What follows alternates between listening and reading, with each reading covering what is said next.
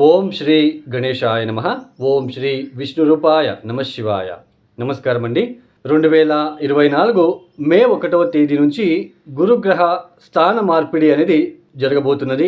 అంటే ఈ యొక్క 2024 మే 1వ తేదీ నుంచి 2025 మే 14వ తేదీ వరకు కూడా గురుగ్రహం వృషభ రాశిలో సంచారాన్ని చేయబోతున్నారు. ఈ ఒక వృషభ రాశిలో ఏదైతే సంచారం ఉందో ఈ ఒక సంచారం ద్వాదశ రాశుల వాళ్ళకి ఎలాంటి ఫలితాలు వస్తున్నాయి అని చూసే ప్రయత్నం చేద్దాం.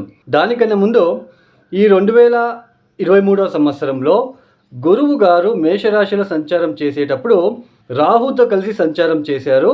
పైగా శని దృష్టిలో పడ్డారు. సో అందువలనే 2023లో కొన్ని మనము సంఘటనలు చూసుకున్నాం. రాజకీయ సంఘటనలు కావచ్చు, ఆకస్మికంగా మార్పులు, కొన్ని అపఘాతాలు కావచ్చు, ఆర్థిక పరమైన ఇబ్బందులు.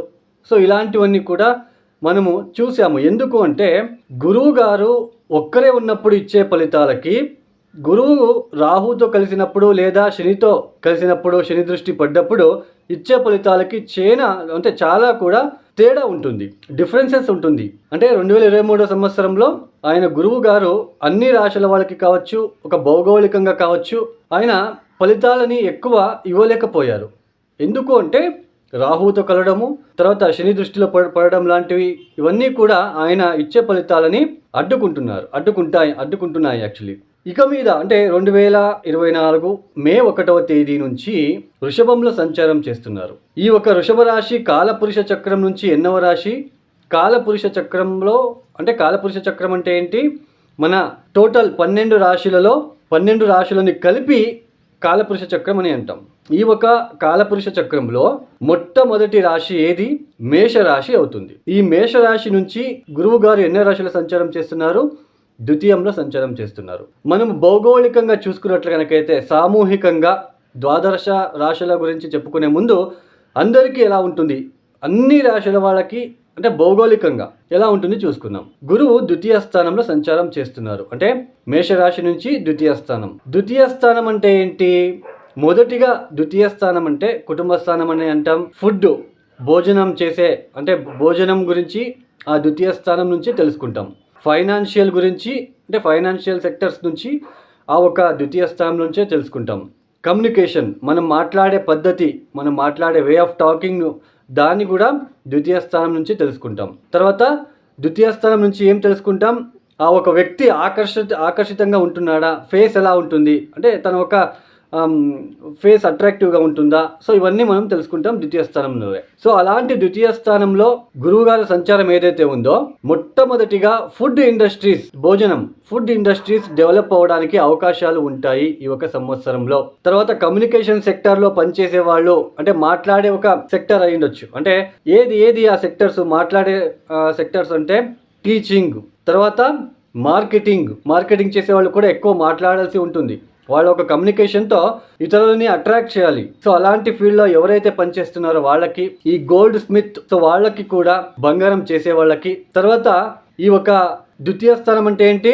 ఫేస్, ముఖానికి సంబంధించినది. అంటే ఆ ఒక సౌందర్యాన్ని పెంచుకోవడానికి చేసే ఒక ప్రయత్నం ఈ యొక్క ద్వితీయ స్థానానికి సంబంధించినది. అంటే సౌందర్యం పెంచుకునే ప్రయత్నం అంటే ఏంటి? Cosmetics, beauty parlours. సో ఇవన్నీ కూడా ఇక్కడ పనిచేసే ఒక ఎవరైతే పనిచేస్తున్నారో వాళ్ళకి చాలా పాజిటివ్గా ఉంటుంది, లబ్ధి పొందుకుంటారని చెప్పుకోవచ్చు.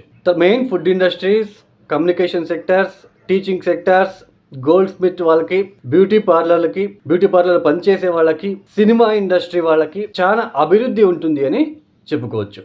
అలాగే ఇక పైన కొద్దిగా సాఫ్ట్వేర్ ఫీల్డ్లో కూడా జాబులు రావడానికి అవకాశాలు మనకి కనిపిస్తాయి. సో తర్వాత గురువు గారు వృషభంలో కూర్చొని ఏ రాశుల మీద దృష్టి పెడుతున్నారు?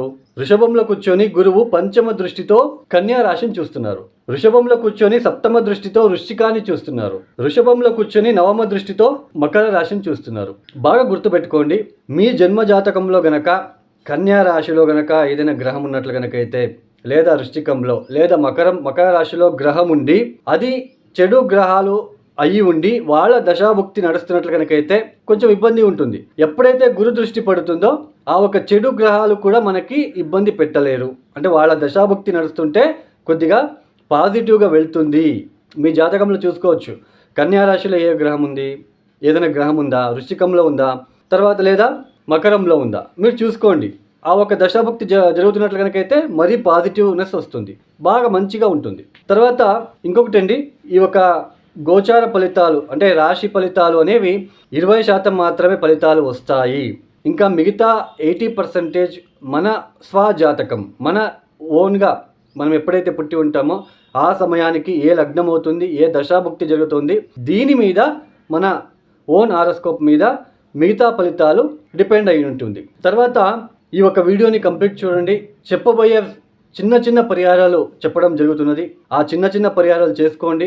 తర్వాత ఏదైనా సరే ఒక గ్రహ దశ రాకుండా ముందే, ఇప్పుడు నెక్స్ట్ ఇంకో 1 వీక్ కల్లా మనకేదో ఒక భుక్తి మారుతుంది మన జాతకంలో అని అనుకుందాం.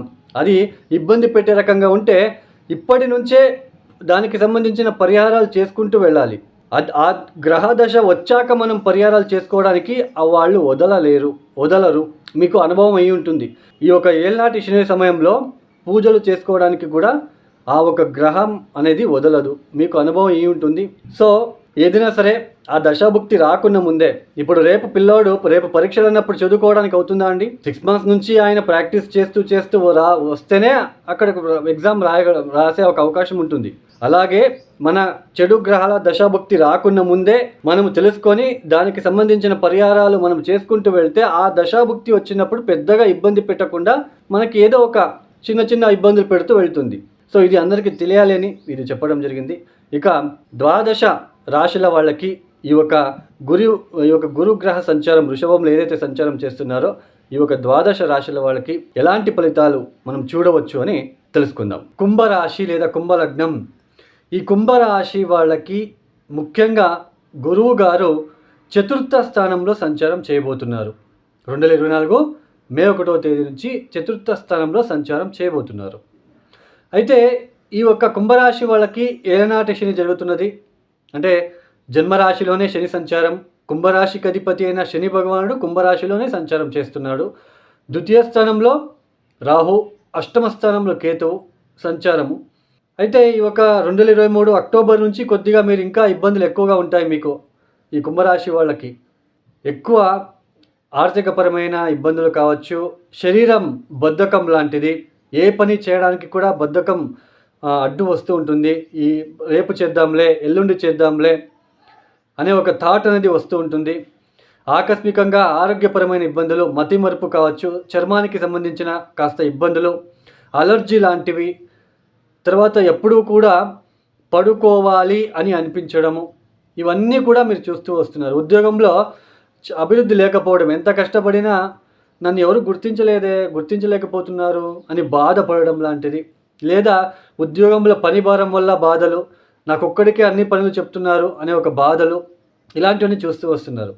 అయితే గురువుగారు 4th స్థానంలో కూర్చొని దశమాన్ని చూస్తున్నారు, మీ ఒక వ్యయస్థానాన్ని చూస్తున్నారు. కాబట్టి ఉద్యోగం నిమిత్తం దూర ప్రయాణాలు చేయవలసిన ప్రమేయము, ఉన్న ఉద్యోగం నుంచి వేరే ఉద్యోగానికి వేరే ఊరికి వెళ్ళి పని చేయవలసిన ప్రమేయము, లేదా ఉద్యోగం వెతుక్కున్న వాళ్ళకి, ఆల్రెడీ ఉద్యోగం సర్చింగ్లో ఉన్న వాళ్ళకి దూరపు ప్రాంతంలో ఉద్యోగం దొరకడం లాంటిది, తీర్థక్షేత్రాల దర్శనాలు కావచ్చు, దూర ప్రయాణాలు చేసుకోవడం లాంటిది, ఆరోగ్యపరమైన ఇబ్బందుల నుంచి కాస్త బయటపడే అవకాశాలు కనిపిస్తూ ఉన్నాయి ఒక సంవత్సరంలో అని చెప్పుకోవచ్చు. తర్వాత ఆకస్మికంగా మీకు ధనం అనేది కూడా ఖర్చు అవ్వడం లాంటిది మీరు చూస్తారు. అంటే అది సైట్ కొనుగోలు చేయడానికి కావచ్చు, మీరు లాస్ట్ మంత్లో సైట్ తక్కువ రేటు ఉండేది, ఇప్పుడు అది మీరు మాట్లాడి వచ్చి ఉంటారు, అడ్వాన్స్ అయితే ఇవ్వలేకపోయి ఉంటారు, ఇప్పుడు మీరు అడ్వాన్స్ తీసుకొని వెళ్తే అది సైట్ రేటు పెరిగింది అని చెప్పడము. సో ఇలాంటివి ఏదో ఒక ఇబ్బందులు రావడము, అంటే ఆ ఒక వస్తువును కొనుగోలు చేయాలంటే అది ఈజీగా రాదు, ఎక్కువ ఎక్స్పెండిచర్, ఎక్కువ ఖర్చులు చేయవలసిన ప్రమేయం ఏర్పడుతుంది. బట్ ఇక్కడ ఉద్యోగంలో కాస్త అభివృద్ధి ఉంటుంది, ఖచ్చితంగా ఉద్యోగంలో అభివృద్ధి ఈ ఒక సంవత్సరంలో మీరు చూడొచ్చు. ఆర్థిక విషయంలో కూడా కాస్త మెరుగుపడుతుంది అని చెప్పుకోవచ్చు, కాస్త అభివృద్ధిగా ఉంటుంది ఆర్థిక విషయంలో కుంభరాశి వాళ్ళకి ఒక సంవత్సరంలో. వ్యాపారస్తులకి కూడా కాస్త కలిసి వస్తుంది అని చెప్పుకోవచ్చు. అయితే తప్పనిసరిగా కుంభరాశి లేదా కుంభలగ్నం వాళ్ళు 42 days తప్పనిసరిగా ఆంజనేయ స్వామి వారి దగ్గర కావచ్చు, కాలభైరవేశ్వర ఆలయంలో కావచ్చు, నల్ల నువ్వులతో ఒత్తులని చేసుకొని నల్ల నువ్వుల నూనెతో వెలిగించడానికి ప్రయత్నం చేయండి ప్రతిరోజు ఉదయాన్నే. ప్రతిరోజు హనుమాన్ చాలీసా చదువుకోవడము, లేదా కాలభైరవేశ్వర గాయత్రి మంత్రం ఓం కాలకాలాయ విద్మహే కాలతీతాయ ధీమహి తన్నో కాలభైరవ ప్రచోదయాత్ ప్రతిరోజు 108 సార్లు చదువుకోవడానికి ప్రయత్నం చేయండి. కాలభైరవేశ్వరుడికి నువ్వుల నూనెతో, ప్యూర్ నువ్వుల నూనెతో అభిషేకాలు చేయించుకోవడానికి ప్రయత్నం చేయండి. 9 గురువారాలు శనగలు, కేజింబావు శనగలు బుధవారం రాత్రిపూట నానబెట్టి గురువారం ఉదయాన్నే గోచారంలో ఉంటున్న చతుర్థ భావస్థిత గురుగ్రహ దోష నివారణ అవ్వాలని మొక్కుకొని ఎద్దులకి బెల్లంతో కలిపి ఎద్దులకి తినిపించే ప్రయత్నం చేయండి. తప్పనిసరిగా మీకు మంచి జరుగుతుంది. తర్వాత వృద్ధాశ్రమాలకి వెళ్ళి తగిన సహకారాలు అందించడానికి ప్రయత్నం చేసుకున్నట్లు కనుకైతే వచ్చే ఇబ్బందుల నుంచి కాస్త బయటపడడానికి అవకాశాలు ఉంటాయి.